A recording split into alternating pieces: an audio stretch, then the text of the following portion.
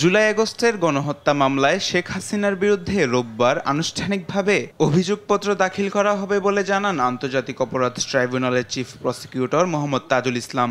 তদন্ত সম্পন্ন প্রায় শনিবার সকালে জাতীয় প্রেস ক্লাবে আন্তর্জাতিক গুম সপ্তাহ উপলক্ষে মানবাধিকার সংগঠন অধিকার আয়োজিত সেমিনারে এসব কথা বলেন তিনি। বাংলাদেশে মানবতা বিরোধী অপরাধ এবং আয়নাঘরের জন্ম যে সংস্কৃতি যার কারণে হয়েছিল, যে একজন ব্যক্তিকে ক্ষমতায় রাখার জন্য এত কিছুর আয়োজন করা হয়েছিল, কালচারে পরিণত করা হয়েছিল, সিস্টেম ডেভেলপ করা হয়েছিল, সেই অপরাধের যিনি নিউক্লিয়াস তার বিরুদ্ধে আনুষ্ঠানিক অভিযোগ ইনশাআল্লাহ আগামীকালকে আমরা দাখিল করতে যাচ্ছি।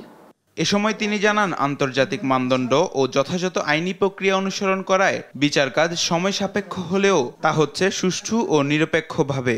অনেকের মধ্যে যেটা সন্দেহ সংশয় ছিল যে এতদিন সময় লাগছে কেন, 6 মাস হয়ে গেল, কেন বিচার হচ্ছে না। অপরাধ ট্রাইব্যুনালের কার্যক্রম একটা আন্তর্জাতিক স্ট্যান্ডার্ড মেনটেন করে করতে হয় এবং এইটা পৃথিবীর সবচাইতে জটিলতম অপরাধের নাম হচ্ছে ক্রাইমস এগেইনস্ট হিউম্যানিটি বা মানবতা বিরোধী অপরাধ। সুতরাং এই তদন্ত শেষ হতে একটা যুক্তিসঙ্গত সময় লাগবে। এদিকে রোববার শেখ হাসিনার বিরুদ্ধে আনুষ্ঠানিক অভিযোগপত্র দাখিলের মাধ্যমে প্রথমবারের মতো আদালতের কার্যক্রম সরাসরি সম্প্রচার করা হবে বলে জানিয়েছেন প্রসিকিউশন। এই যে সময়টা লেগেছে